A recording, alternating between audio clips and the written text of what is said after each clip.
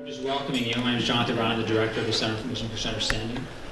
Dr. John Esposito, founding director, is here. Imam Hendi is going to give the benediction, beginning invocation. And then we've known each other for 20 years. I was a student when he first came to the university, so with a long history of khutbah giving and listening. Jazakallah, please go ahead.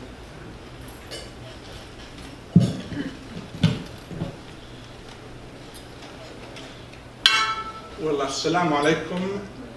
My sisters and brothers, it's my honor to have been asked to offer the invocation and the prayer and the blessing as we start tonight's event.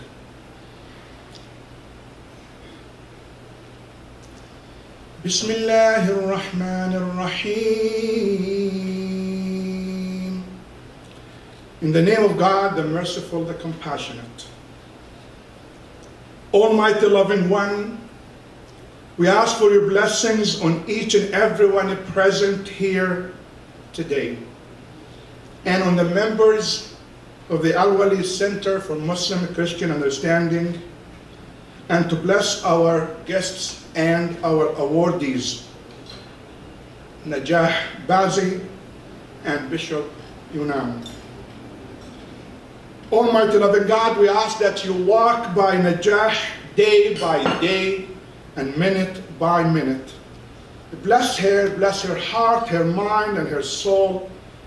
Bless her work for peace, for reconciliation, and for education. Strengthen her with your wisdom, uplift her with your love, and walk by her side as she carries out your divine agenda of justice for this world. God, we ask for your blessings upon our friend, Bishop Munib Younan, a Palestinian Arab Christian voice of justice and resolve. Let your divine knowledge strengthen him with the ability to speak for issues of concern to our human family in general and to the Holy Land in specific. Guide him with the ability to help us understand the Palestinians' concerns, hopes, worries, and anxieties, with the hope that through his ministry we will find more ways for peace and stability in Jerusalem, Bethlehem, the Holy Land, the Middle East, and the entire world. Empower him with the tools that would bring justice to the poor and humility to the rich, right here in the U.S. and in his beloved homeland, Palestine. Walk along his side as he coordinates his efforts to bring about restorative justice, healing, and reconciliation to his community and his torn apart Holy Land, with the hope of a state whose mission is justice and peace, whose path is equality and the rule of law, whose spirit is accountability and responsibility, and whose daily agenda is gratitude to you. God, we know that occupation is no fun, and that it is not within your divine plan for the Holy Land. We know that injustice is contrary to your very name, O God. So we ask that you close down the doors of occupation and open out and up doors of hope and liberation for all of us. For our sister Najah, God, shine upon her your divine light as she works for peace in his beloved Michigan and in our country. God, we ask for your blessings on the host of this dinner, those in attendance, and those who prepared it. As we eat it, help us remember the needs of others. Almighty God, receive our thanks and hear our prayer as we become a united voice for justice, because we believe that only when there is justice can there be peace on earth. The dominion is yours forever and ever. Ya Rahman wa Ya Rahim, Ya Aziz wa Ya Kareem, Ya Wahid wa Ya Ahad, Ya Fard wa Ya Samad, loving, caring, one unique and kind God. Let us all with one united voice say, Amen. Amen. Thank you. So one of the kind of traditions that he began was the idea of the Christian Center for Muslim Christian Understanding, Building Bridges of Understanding Award, which recognize individuals who have dedicated themselves to fostering greater understanding between faith groups, whether through scholarship, community, leadership, social service, or work in the arts. The award honors those whose efforts to promote interfaith relations, peace building, and social justice have been extraordinary. Through their tireless work, and often in the face of great adversity, these individuals have devoted their lives to furthering the most basic human rights, justice, and equality for all. Past recipients include Hans Kung, Suleiman Yang, Patriarch Michael Sabah, and the late Fatih Osman, and Dr. Ingrid Madsen, amongst others. We have with us this evening two individuals who will be honored. And I'm going to introduce the first, and then he's going to share some of his thoughts with us. And then Dr. Esposito is going to introduce the second recipient. And as I was reading Bishop Younan's bio, I got sort of a couple paragraphs in, and I said, this is a lot of information. What should I omit? And then I thought, if I'm going to accurately describe why he should have the award, I need to read all this information. So now I'm going to read, he tried to get me to only focus on a few points, but I don't think that does his work justice. So Bishop Dr. Munib Younan is the Bishop Emeritus of the Evangelical Church in Jordan and the Holy Land. He is a Palestinian refugee and was educated in Palestine, Finland, and the United States of America. He has been active in numerous faith organizations since his ordination in 1976. What's 1 year before my ordination in the world, in life. Such as the Middle East Council of Churches, the Lutheran World Federation, the Fellowship of the Middle East Evangelical Churches, and many other local and regional initiatives. Bishop Younan was the first to translate the Augsburg Confession into Arabic. He's also an active member of various ecumenical interfaith dialogue initiatives in Jerusalem that he helped found. He's the former president of the Lutheran World Federation from 2010 to 2017, a global communion of Christian churches with 145 members, member churches in 79 countries. He's past president of the FMEEC, the Federation of Middle Eastern Churches, and honorary president of the Middle East Council of Churches. Bishop Younan provides leadership for the ecumenical patriarchs and heads of local Christian churches in Jerusalem, as well as for the Council of Religious Institutions in the Holy Land. I'm omitting the acronyms because there are many and lengthy. Which this comprises of leaders of Jerusalem's Jewish, Muslim, and Christian communities. His term as acting bishop was from December 1998 to January of 2018. Bishop Younan is engaged in Christian-Muslim relations, and he is one of the founders of Al-Liqa Center for Religious and Heritage Studies in the Holy Land, with whom we're looking forward to working. He is currently the chairperson of the Liqa Center that concentrates on contextual theology as well as Muslim-Christian dialogue. He also serves as executive board member of the Jordanian Interfaith Coexistence Research Center. He also serves on the Royal Committee of Prizes for the World Interfaith Harmony Week. During his presidency in the Lutheran World Federation, Bishop Younan initiated the United States High Commission for Refugees, which has been in the news lately, the Code of Conduct for Accepting the Displaced Migrants and Refugees under the name of Welcoming the Stranger, Affirmations for Faith Leaders. Pope Francis and Bishop Younan, as president of the Lutheran World Federation, together signed the Historic Reconciliation Statement between the Catholic and Lutheran churches, in Lund on October 31st, 2016. So this was the first document of reconciliation in 500 years. Bishop Younan continues to be active in interreligious encounters, ecumenism, peace based on justice, gender justice, and reconciliation in his own region as well as internationally. He's also the author of Witnessing for Peace and our shared witness of Voice for Justice and Reconciliation. There's also a number of other publications to his name, but I wanted to invite him up and give him the Building Bridges of Understanding Award, and also hear some of his thoughts on the subject.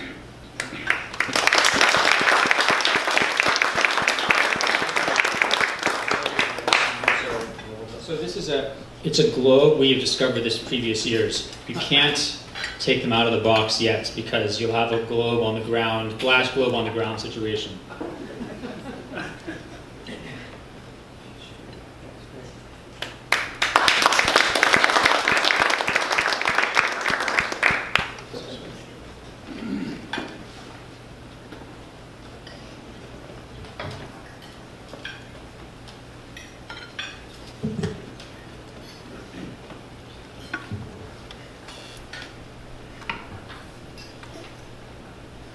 The grace of our Lord Jesus Christ, the love of God the Father, and the communion of the Holy Spirit be with you all. Dear friends, I bring you greetings from the holy city of Jerusalem, where I grew up, a city that taught me not only to dialogue with Islam and other religions, but to build bridges, not walls.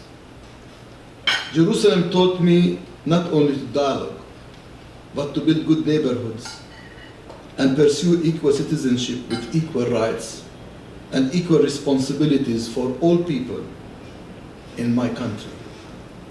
My Jerusalem has taught me that these possibilities are built in relationships of friendship and trust across the lines of difference. Like any of you, I have many stories from my hometown. As a refugee family in Jerusalem, our best neighbors were the Abu Adnan family, who lived about 3 minutes away from our home. Although they were Muslims, they are our best friends.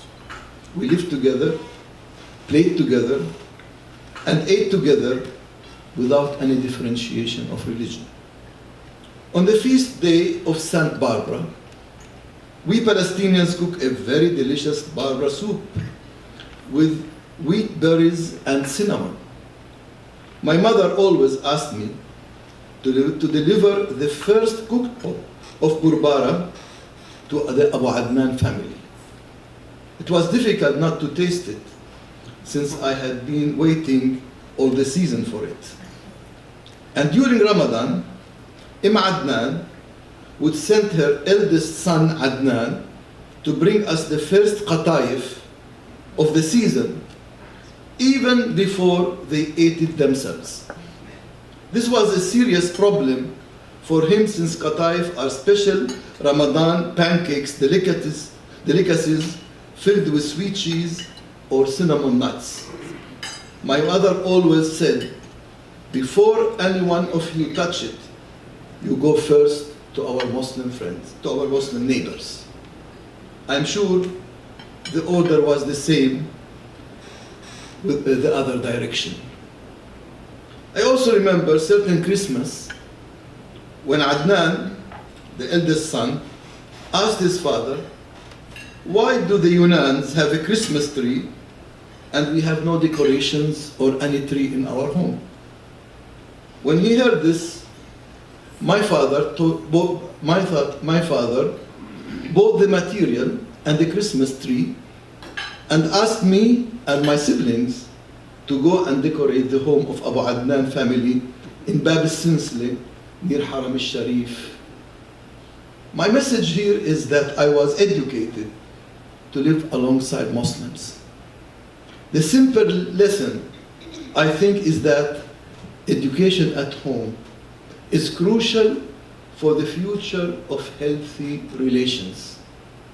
It's essential that in our modern world, we educate not only the academic dialogue, but also for a dialogue of life based on relationships.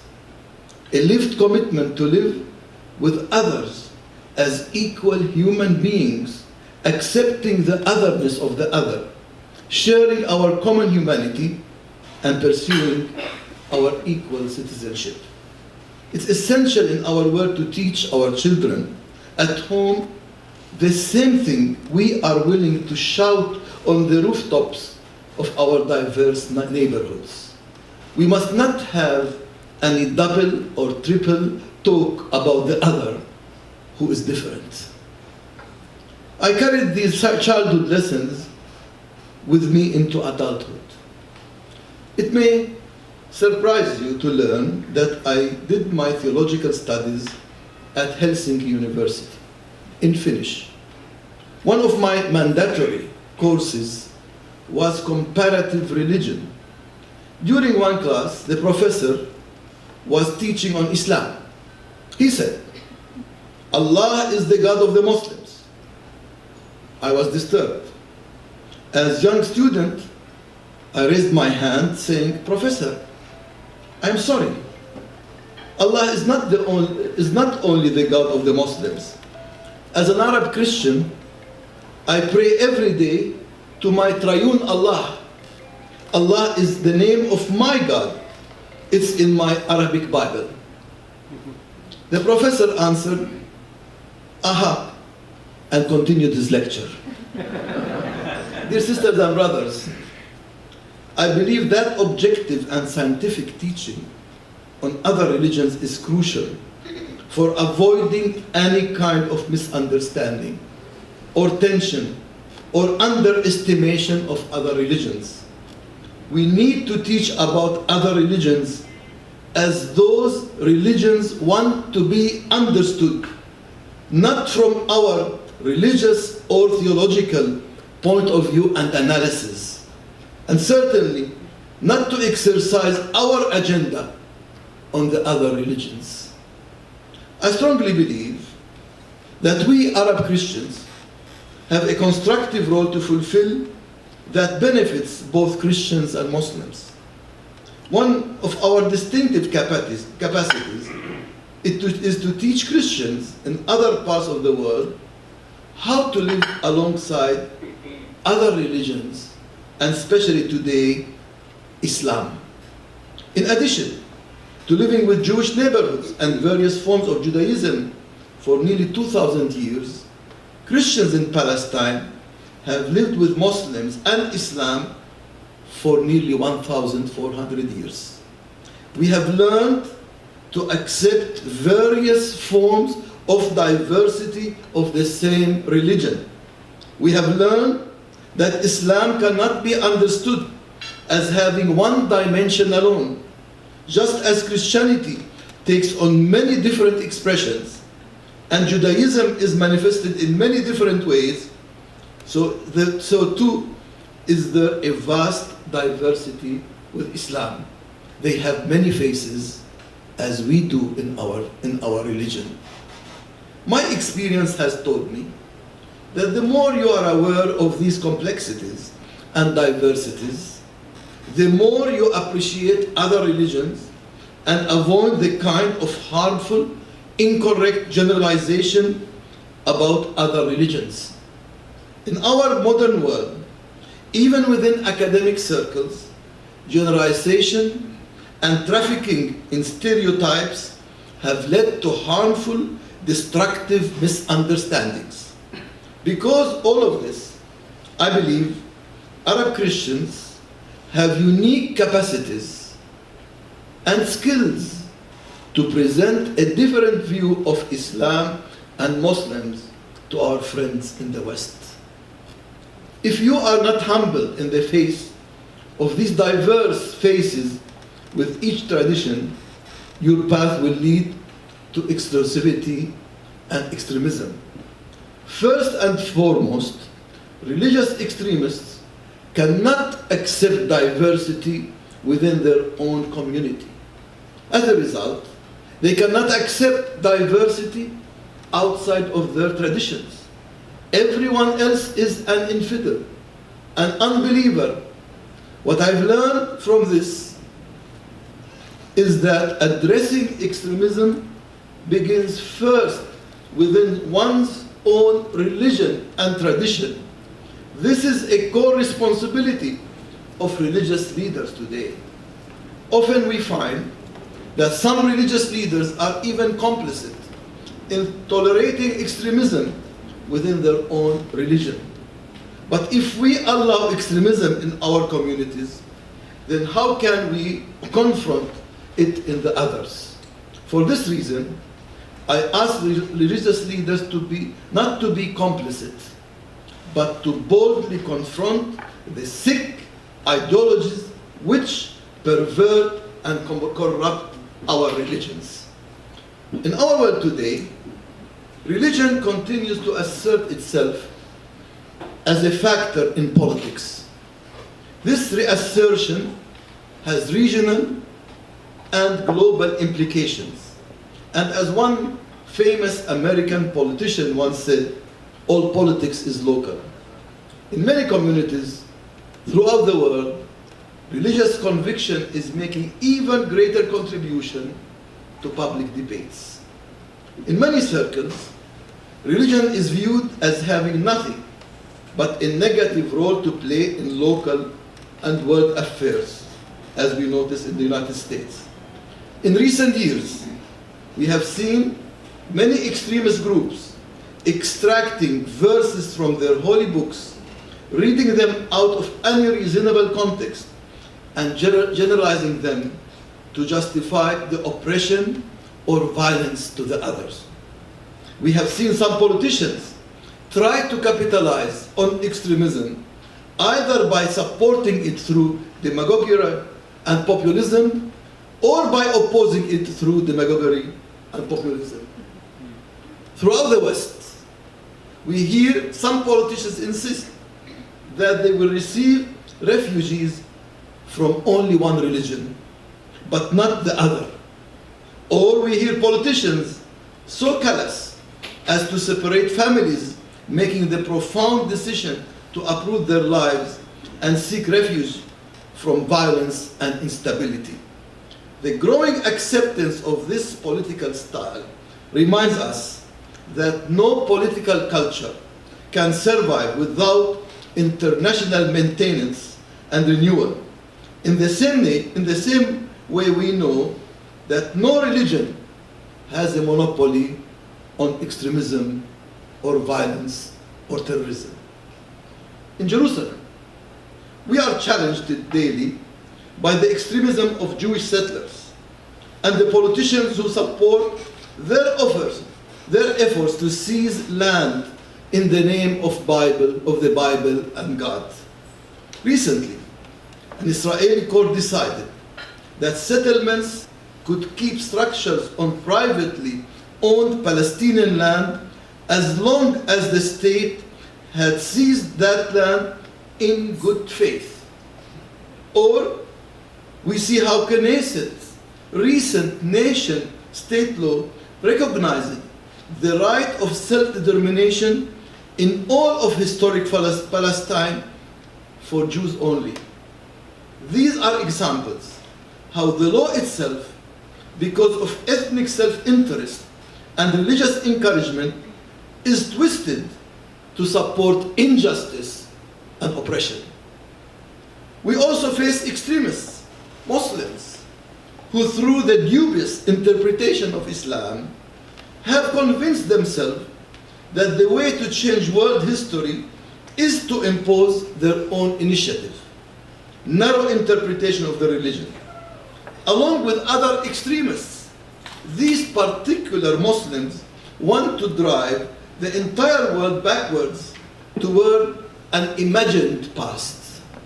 They want to deny the possibility of diverse interpretations of God's will generally, and of Islam in particular. The problem is not Sharia in itself, nor Islam and its teaching, but the harmful interpretation by those who think they own God and own religion. And we are challenged by Christian Zionists who come to Jerusalem and instead of seeing a bustling city of diversity and possibly instead view it as an Armageddon playground where their particular vision of the end times will unfold. They care nothing for the peoples of the city, Jews, Christians, Muslims, and others. Unfortunately, we see how their version translates into politics and simplistic declarations about Jerusalem. And astonishingly, the decision by the American leadership and administration to relocate the US Embassy in Jerusalem and recognize that Jerusalem is the only capital for the Jewish people.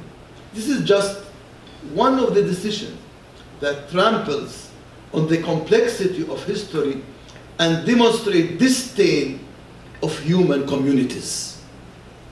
All of this reminds me of a poem by a Jewish poet. His name is Yehuda Amichai, who wrote in 1980, "Once I sat on the steps by the gate at David's tower. I placed my 2 heavy baskets at my side. A group of tourists was standing around their guide, and I became their target marker. You see that man with the baskets? Just right of his head, there is an arch from the Roman period. Just right of his head, but he is moving. I said to myself, redemption will come only if their guide tells them, you see that arch from the Roman period? It's not important, but next to it, left and down a bit, there sits a man who's bought fruit and vegetables for his family." Each of these expressions of extremism, Jewish, Christian, or Muslim alike, forget to love the human beings of Jerusalem. The tapestry of communities woven in my home city, Jerusalem. The violence of these movements results from violence at the core of their respective visions. Violence they perpetrate themselves as they wait for God's own hallucinated apocalyptic scenario. Such narrow-mindedness is, of course, not the core of the true religion. Neither Judaism, nor Christianity, nor Islam. What we know is that the core of religion is found in the dual call of love, to love the Lord your God with all your heart and with all your soul and with all your mind, and love your neighbor as yourself. The world was reminded of this unifying message through the Commonwealth, Kalimatan Sawa, Commonwealth document issued in 2007, signed by 138 Islamic scholars from throughout the world, developed in Jordan. The document declared that the core message of the Holy Scriptures and the Quran is summed up in these 2 commandments: loving God and loving the neighbor. If you don't follow that, you corrupt religion. With this basis, leaders within faith traditions must confront the extremists in their midst. We do this through a witness of robust moderation, rejecting that extremism is somehow the measure of faithfulness. Moderates are not wishy-washy human beings. The moderate is not a person without identity. If we are going to challenge the extremist theologies and the extremist politics they support, we must reclaim the center within our respective traditions. As a Lutheran Christian, my hope is anchored in the hope of God's coming reconciliation of all things. This hope is present today, both for our neighbors and for our global ecology and environment. This hope does not separate us from our neighbors, but calls us into even greater concern for the well-being of our neighbor, whatever their religion, their ethnicity, their gender is. From this foundation, we embrace rather than exclude, standing for common values of justice, peace, equality, living together, and accepting the other and the otherness of the other. When we orient ourselves around these core values, leaders within religious communities are challenged to liberate religion from extremism and liberate religion from corruption. In the Abrahamic traditions, we have a strong emphasis on speaking prophetically, challenging the standard ideas and practices of those in power. I strongly believe that the faithful practice of any religion has prophetic commitments. What we too often forget, however, is that the prophetic is not just directed towards the others. Authentic prophetic critique and witness is directed first at my religion, at my tradition, at my community. We have first to clean the dirty kitchen in our home before we criticize the dirty lounges of the others. If we are self-critical, boldly addressing those elements in our faith communities that have been corrupted, our religion can become a source of life for our people and for the other, a source of living together for us and for others, a source of dignity for us and for others. When religion is promoting love, then it is truly prophetic. And today we need prophetic religion. The work of interfaith dialogue is an art. And today we need more artists. We need a multitude who will work in concert to become a symphony of love. Together, with God's help, we must compose a new world, free of anti-Semitism, free of Islamophobia, free of Christianophobia, free of xenophobia, and any other kind of hatred toward any of our brothers and sisters in humanity.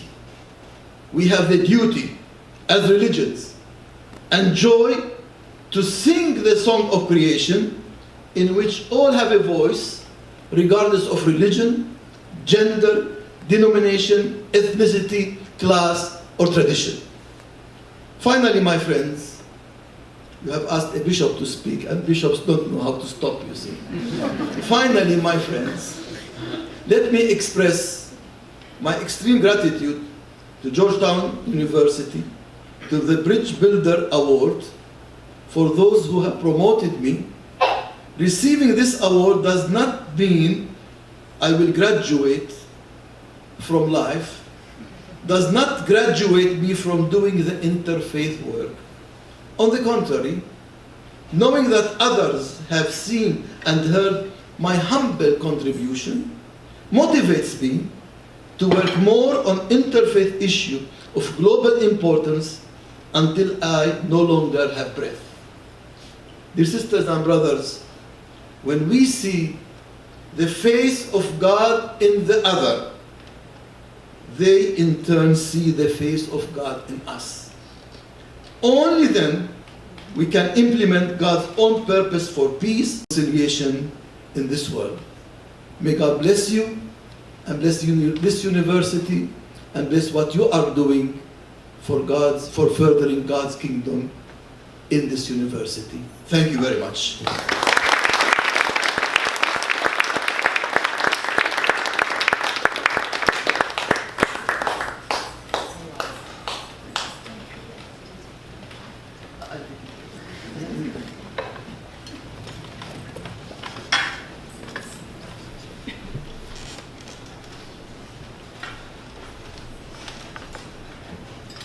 Had the benefit of listening to a prophetic voice. I would suggest for those of you who maybe don't know that much about Islam and Muslim-Christian relations, that you get Jonathan Brown, Jack Brown's book on Muhammad, which is mercifully brief, but an incredible read. I get 5% for that of the royalties? Yeah. Okay. Najah Bazzy is a transcultural nurse clinical specialist and a diversity specialist from the Detroit, Dearborn, Michigan area. She's been active in interfaith community and with the interfaith community, as well as with the Muslim community and its mosque and youth programs. Najah resigned her position as a clinical nurse to become founder and CEO and executive director, an unpaid position, we have to discuss that, of Zaman International, a nonprofit organization that provides social services to those in need in the greater Detroit, Dearborn area. I first saw her in action in the 2002 PBS film, Legacy of the Prophet. It was a film that was done, in a way, responding to the attacks of 2001. And part of it, in talking about the legacy of the Prophet, and talking about Islam and the Prophet, part of it was seen through the eyes of a number of Muslims who were portrayed to show the roles that Muslims have played in America, played after the 9/11 events, and continue to play.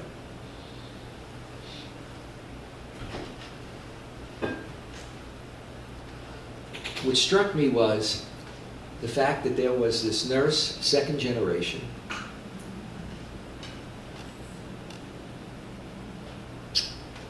you're going to get your wish. I'm a Democrat, not a Republican, but I have Boehner's disease. Jesus, pardon me. Was to see a nurse.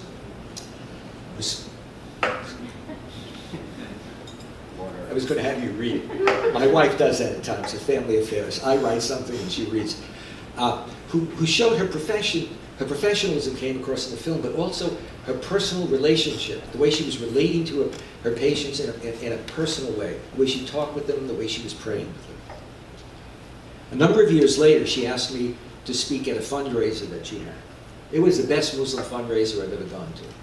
The venue was incredible, couldn't believe it. I think it was a private club. You had incredible hors d'oeuvres. Most of my Muslim brothers and sisters really often don't serve very good hors d'oeuvres. And she had an incredible crowd. And what I marveled at was that here she was promoting that next stage in life that she'd already entered into.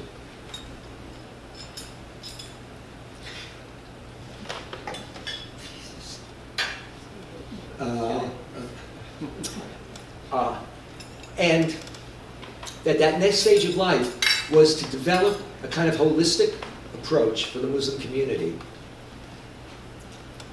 Oh, thanks so much. If this were Bombay Sapphire, it'd be even better. But I wouldn't expect you to bring that.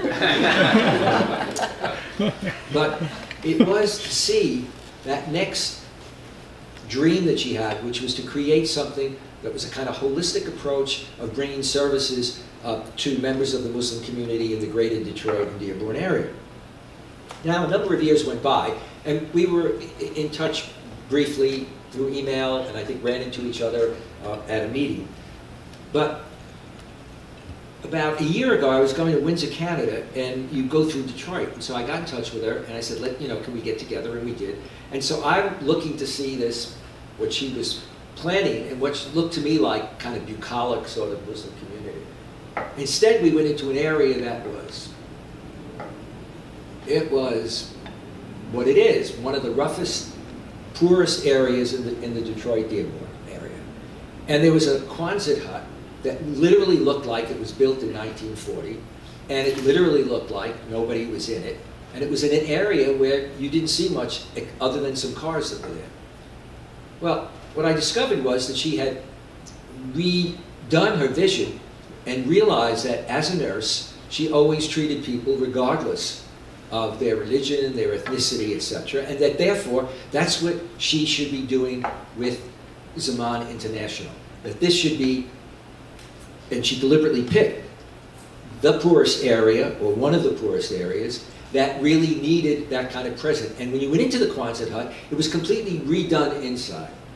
And what you had was this sense of something that was created, and it was created primarily, most of the people who come to her, I think more than half of them, are single mothers who earn below below $9,000 or below dollars. I mean, who had that as an income. But it was not only for them to provide them with services such as furniture, food, clothing, but actually what she did was turn it into, if you will, a store. That is, people could come and they could pick out what they needed, rather than they come and then somebody walks through and gives it to them. And it was the way in which, as we walked around, I saw so many different sectors that were there in terms of educational and social services. A nun teaching, I think it was Syrian. Was it Syrian? Yeah. Syrian immigrants, working with them on their English. And I said to her, they were also building this incredible bakery within there, which is now finished. But I said to her, so how many people help you with this? Because there weren't that many people. It was like a skeletal group. And she has 6,000 people who come part-time, who volunteer their time. I mean, it's just an incredible situation.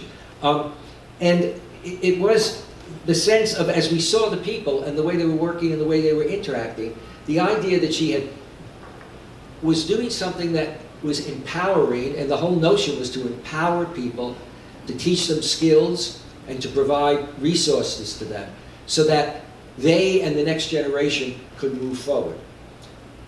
And in a very difficult situation. The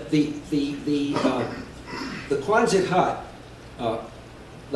called the Hope for Humanity Center, is 40,500 square feet. So you can just imagine what was there, and the basic needs that in fact were met. So you had hot meals, you have literacy, vocational training. I mean, you sort of name it.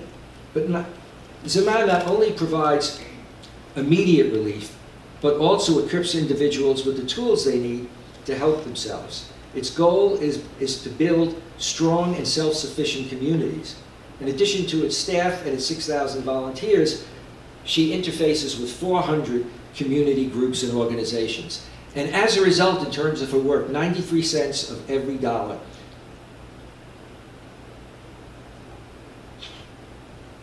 This is what we should take a collection. 93 cents of every dollar goes to the work that she does. I mean, it's just a remarkable situation. And what struck me when I went through was the way in which people were interfacing with her. There was a sense of a real kind of sense of team, really committed. I saw university students, I saw older people who were working there. And the goods that she had were incredible. So if you brought somebody in, it wasn't as if you were kind of bringing somebody who didn't have anything and you were just giving them somebody's leftovers. I mean, you had excellent furniture, clothing, etc. Next time. Your wardrobe's getting a little lean. Zaman International runs several other community programs. Beit al-Zahra, for example, provides support and resources to refugee families, while Plots for Tots advocates for the proper burial of fetuses, infants, and children for those unable to afford it. In addition, Najah is the co-founder and senior advisor to the Young Muslim Association of the Islamic Center of America. She worked to build with others to raise money and build what used to be seen as the largest mosque in the United States. She's now working in the development of another mosque, which is actually a former, if I remember, Baptist church, rather large area. She is running the operation at the place that I just spoke about. She has 3 children. One of them is here today. And she's an incredible person. And I'm happy that they put you some word, and I'm really sorry about this. You predicted this.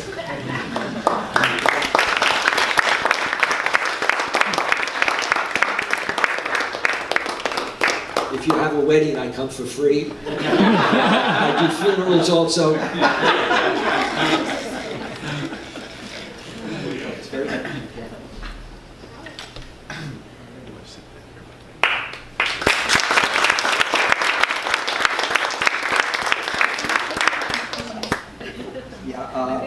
would you? Thank you. Oh, you got it. Okay. Lean it towards me a little bit. You look great.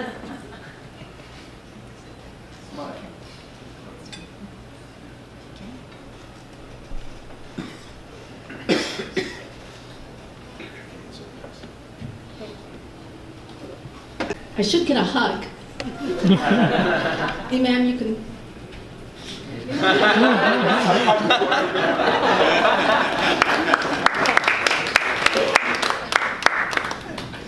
Wow. I don't know what to do with all of this. I don't know how to handle someone who I consider a hero talking about me when, for me, I talk about him all around the world. And so, thank you so much.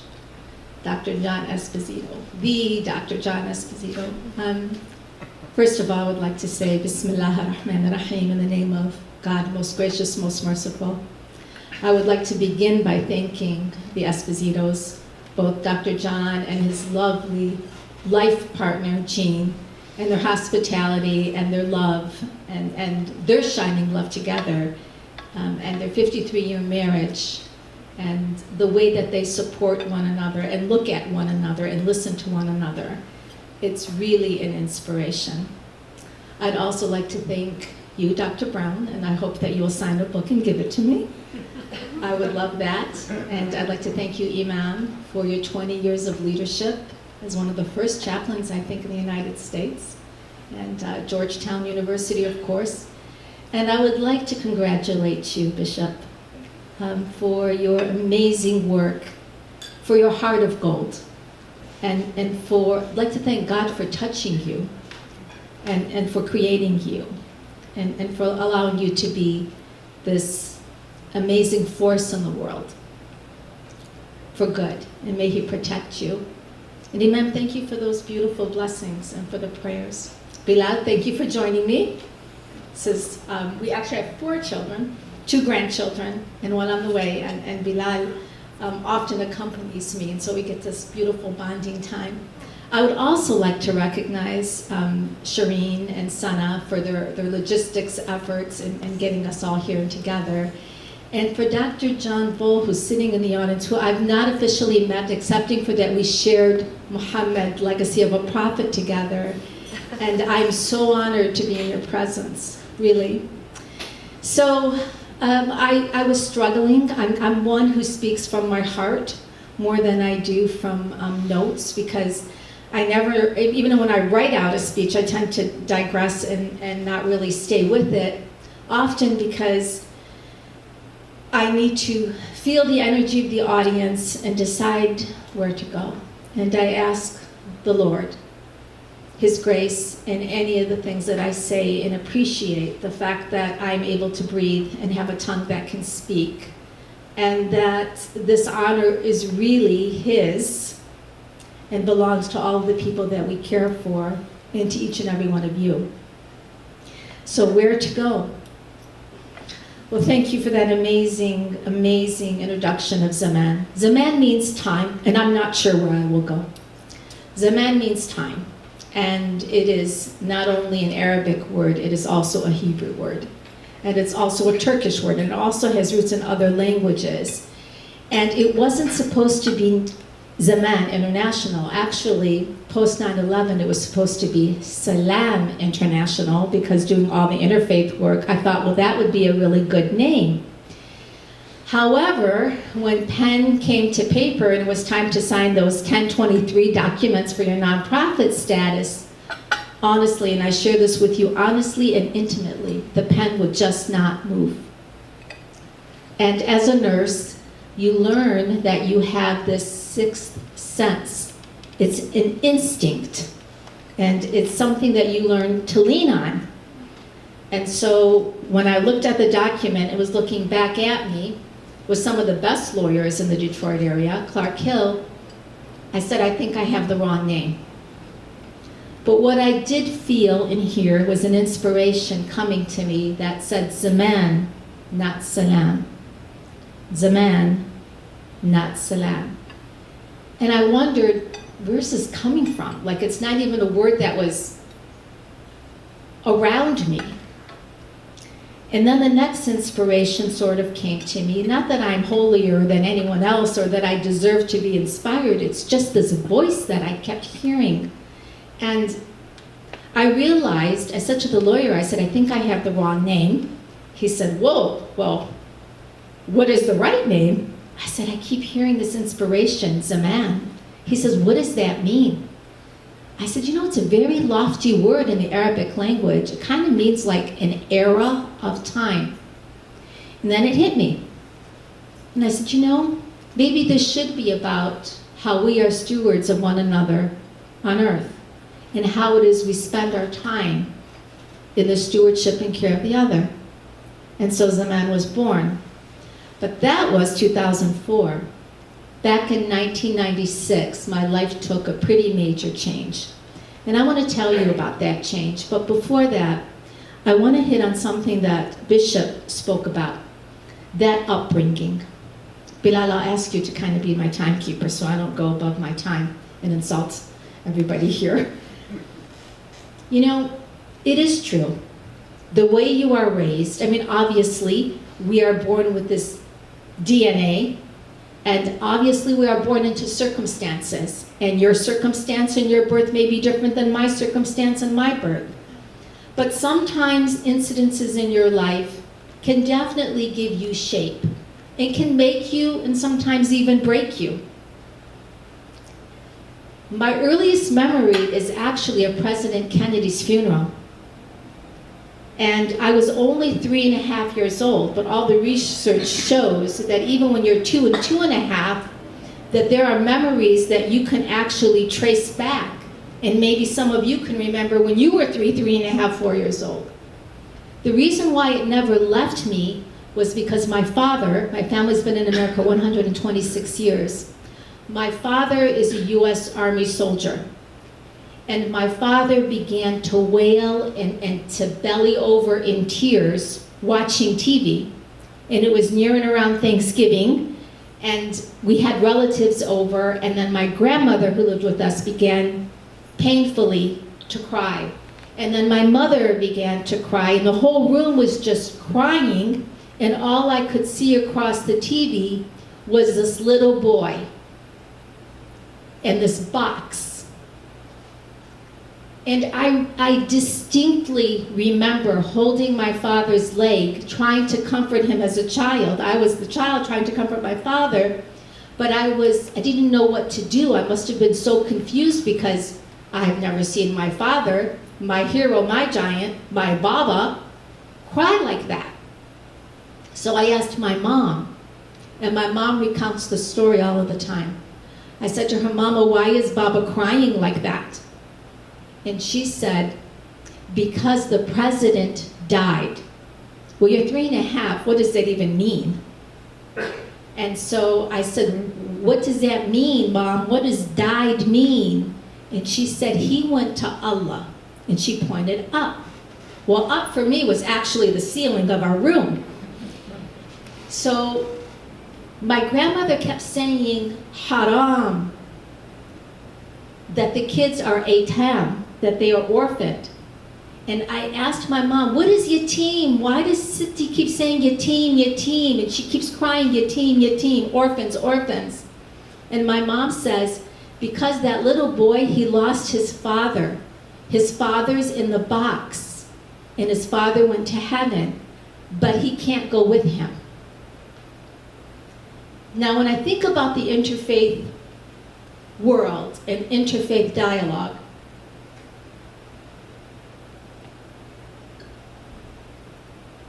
I trace myself back to those moments.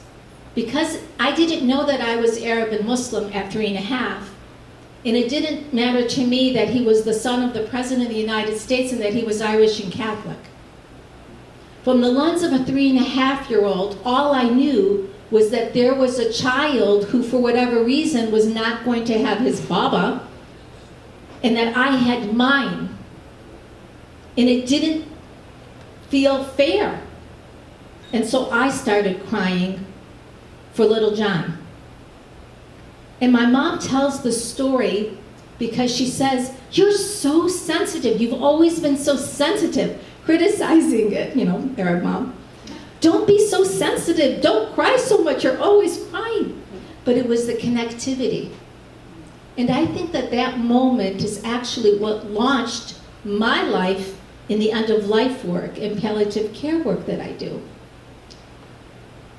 Another moment in time is my beautiful Catholic friend, Italian girl Sandra Tomasi.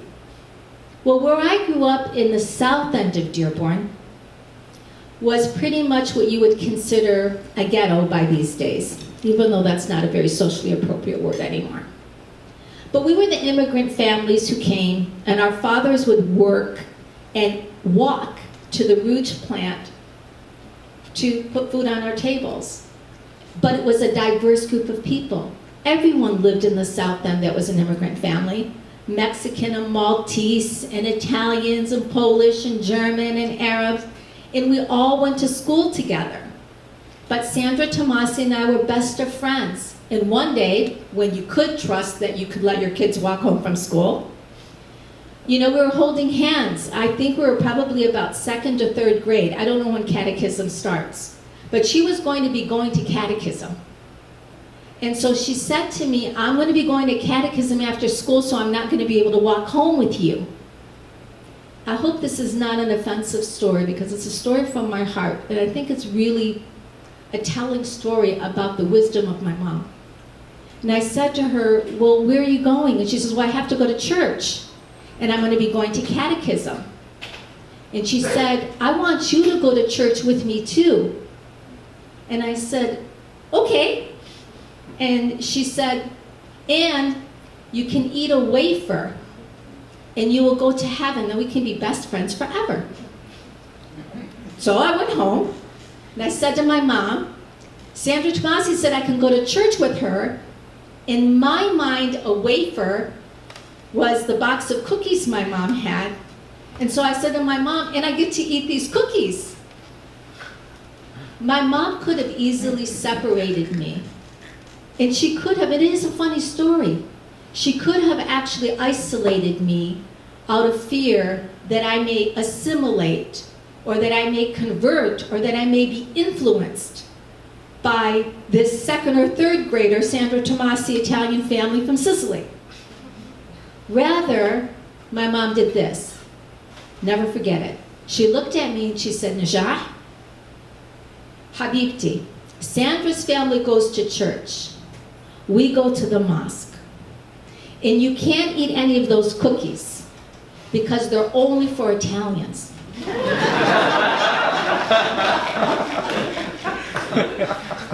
Because she was wise. Because she knew somewhere in her heart, she herself, quite a humanitarian, that what was important was not the division, was the friendship. And through the eyes of a 2nd and 3rd grader, she could see my love for Sandra and Sandra's love for me. And she loved their core values. Fast forward, in the Detroit area, Dearborn sits on the edge of Detroit. Dearborn then was the south of the north, where racism was real, and black African American people were not allowed to come into the city 1967, the race riots of Detroit, a city burning, and the National Guard on horses clubbing, hitting over the head young men who are Mexican or Maltese or African American, right on the border by my home. But my aunt, who was the daughter of the first imam, one of the first imams in this country, Karimi, her home was open to everybody. And one day, when I was there, she was holding a little baby, African-American baby, and kissing this baby all over the place. I was stunned that she was kissing a baby that wasn't white. That moment gave me permission to kiss any color skin. So these moments in your childhood, they do influence who you are. And I say that because as adults, the way that we raise our children, especially in a hostile environment in our country now, where the otherness that you talked about is not really the playing field. It's about the self-righteousness. And so I fear for the children that we are raising. If we want them to be raised with the same kind of heart your family raised you with, or my family raised me with, or many of you were raised with, I'm sure, we have to begin this when they're small, when they're untainted, so that they can do the kinds of work that we are able to do. The last story I want to share with you is one that happened in a hospital. And again, this was a pivotal moment. How am I doing on time? Have I been 15 minutes yet? You know, as physicians and nurses, we're always dealing with illness, or we're always dealing with death. But this moment was really a moment. And I was taking care of a man, 55-year-old white male, who had 2 beautiful children and a beautiful wife, and he underwent open heart surgery. He was an executive. I was working the midnight shift at the time in a critical care unit. I always gravitated to the heart, even in nursing. And all of a sudden, while I was taking care of him, I saw that, you know, the EKG, boom, boom, boom, boom, boom, boom, just start to fade into straight line. Well, for us, that's an emergency. So I did exactly what they do on Grey's Anatomy, and I called what we call the code blue. So what that means is everyone's rushing into the room to save this man's life. So I'm the nurse, I'm the person's nurse. So that means that I'm in charge of this cubicle. Luckily, my mother raised me in a kitchen, and I'm able to do the drug box very, very fast. So it's to save this person's life. But then the surgeon who came in, Dr. Gary Goodman, by the way, I practiced at a Jewish hospital, Sinai Hospital. He said, Najah, we have to split the chest. We have to split the chest. And he's saying it, and there's a lot of screaming going on in the room, just like you see on TV, it's true. Adrenaline flowing. And then I said to him, okay. So I'm thinking we're going to the OR fast to save this man's life. Instead, someone reached for this kit, and right there in the intensive care unit, we began to split this man's chest. He got the clippers, I know you just ate dinner. He got the clippers and took care of the wires and exposed the heart. Now, this is me, this is the doctor, and the patient's in the middle. And so the doctor's looking at me with the greatest of intensity, and he says to me, pump the heart. Najah, pump the heart. Of course, I'm like frozen. And so, because it's all happening so fast, he grabs my hand, puts it on this human heart, and teaches me cardiac massage. So I'm doing this while he's suctioning out the heart, and the man lived. Now, it took me a couple of days for the adrenaline to go down, that I could actually think about what had just happened. But the moment that I held that human heart, the issues of equity, they became pretty profound. Because, brothers and sisters, it really is one human family. And that's really how Zaman started. It started because a family, immigrant family, who had already had 13 family members executed under the Saddam Hussein regime, lost one of their twins that was born, the second one survived, That family was asked to remove the ventilator from the child that was surviving because the child was dying rapidly, and the ethics team ruled futility. The family couldn't do it. And I couldn't allow it, quite honestly. There was already enough grief, so I negotiated a deal to take this baby home. Unheard of. Quite honestly, unheard of. You don't take a baby like that home. The neonatal intensive care doctor resigned, and I managed, by the grace of God, to get this baby home. And I say by the grace of God because if it wasn't for this baby, there would not be a couple of million people served by Zaman International in 17 countries around the world right now. This legacy of Zaman belongs to this family and this baby. I got the baby home and decided to do a home visit, and when I went to see the baby, I met poverty. Poverty that I had not seen even though I grew up poor. Our home was beautiful, even though we were poor. So they brought me the baby in a laundry basket. They had so much dignity, but they had nothing except their dignity. So they brought the baby in a laundry basket, piled high with 6 clean towels, still had tags on the towels. My heart was thumping through my lab coat. I could hear it in my ears, but I composed myself. I did not want to offend their dignity. They had a propane stove, 2-burner picnic stove, which is how they survived and cooked, and a white styrofoam cooler that you buy from the gas station for the baby's formula, and the little that they had. That's the beginning of Zaman International. I didn't do anything extraordinary. The baby did, and the family did. I was just there to witness it. And I think that's the call, is when you end up in a place where you see something like this. Do you turn away, or do you take action? And so I called my mother, like most other people would do. And before I knew, we had furnished the house. And there are so many stories relating to Zaman. Where Zaman will go in the world, I'm not sure, but I am sure of one thing. Serving people isn't extra credit. It's the right thing to do. It's the only thing to do.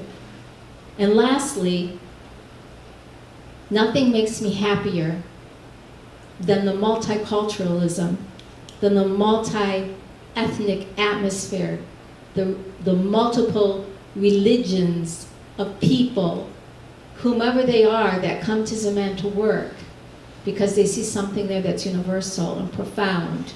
And I'm reminded of this baby every single day and the dignity of his family. The Prophet Muhammad, peace and blessings upon him, says, and this drives me in my heart every day, he says in a hadith, and many of you know this, if you see an injustice, you have to fix it with your hands. And if you can't fix it with your hand, you should speak out against it with your tongue. And if you can't speak out against it with your tongue, you must condemn it in your heart. And the third is the weakest of faith. We are an experiment, that I do know. We're an experiment on this earth to receive the grace of God or to reject it. And I hope and I pray that I will continue to be one who is God conscious and to do whatever I can, like you, Bishop, until my last breath.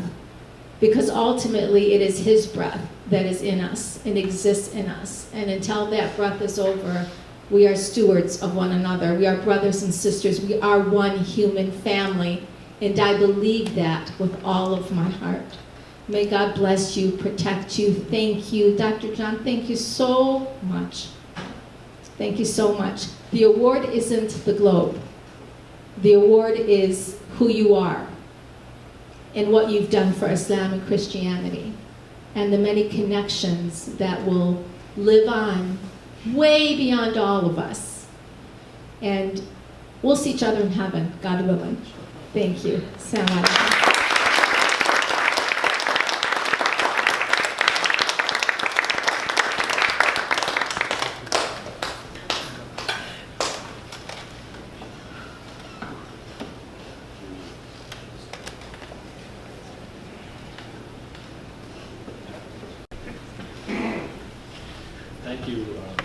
you both so much.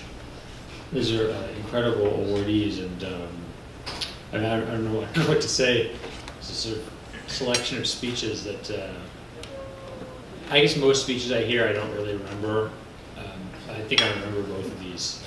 Just some really useful information, especially my kids are pretty young, and I mean they're starting to ask the same kind of questions about you know, what's this person like? Why are they like? What's a Muslim? What's a Christian? Like, what? I mean, it's, and I sort of try to think about how do I answer these questions in a way that's going to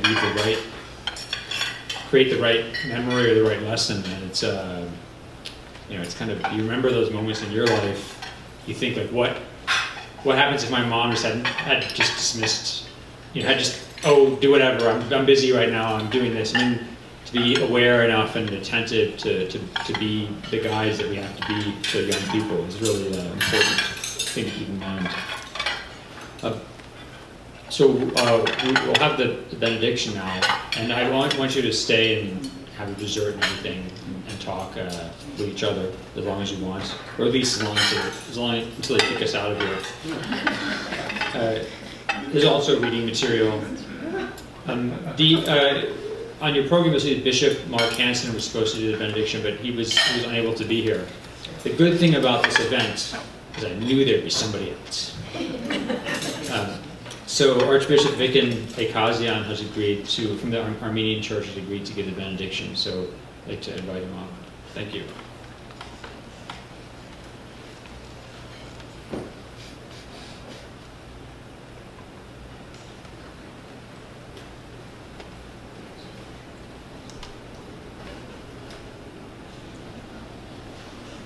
Bishop Mark Hansen is a good friend.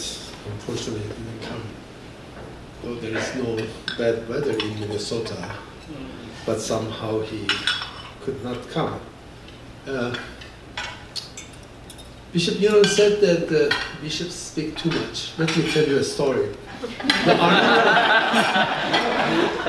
The Armenian Archbishop of Tehran, about 40, 50 years ago, was one of the best scholars of 20th century. He has written many books. So every Sunday after the service, usually in the Armenian church, the sermon is at the end of the service, he would start to speak and go on and on and on and on. So at the end, you look around, not a single person was left in the church, but still he was talking. So one day, the sacristan goes to him, he says, Archbishop, here are the keys I put on the altar. I'm going to have lunch, my family is waiting for me. Please don't forget to close the church. So he leaves the church and goes. Still, Archbishop is talking and talking. So Bishop talks too much. That's for you.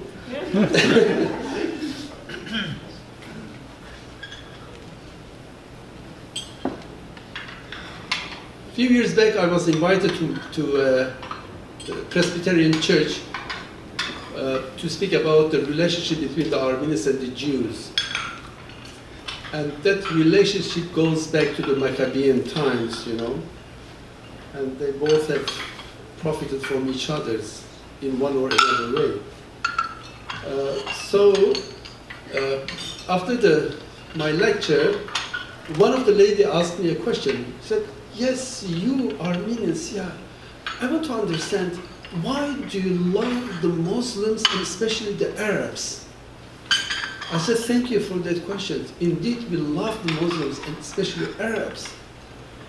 Because when Turks were massacring 1.5 million Armenians, the Muslim and Arabs, they opened their arms and they said, please come, come in, come in. When the Christian world was helping the Turks to massacre the Armenians, the British, the Germans, and the Muslims were there to help us.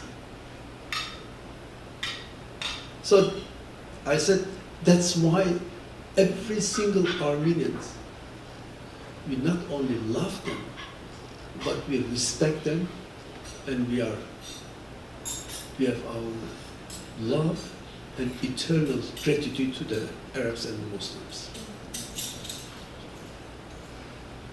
I'm not a speaker. I don't want to be Archbishop of Tehran to go on and on and on, but I would like to express my thanks and gratitude to these wonderful people, to wonderful two persons, you know. And we, the Christians said, blessed are those who are peacemakers. You are peacemakers. Just look into their faces and into their eyes. You will see the picture of God. They are both blessed by God. They are both the real children of God. The grace of our Lord, love and peace be with you all evermore. Amen. And continue your desert. Thank you. Amen.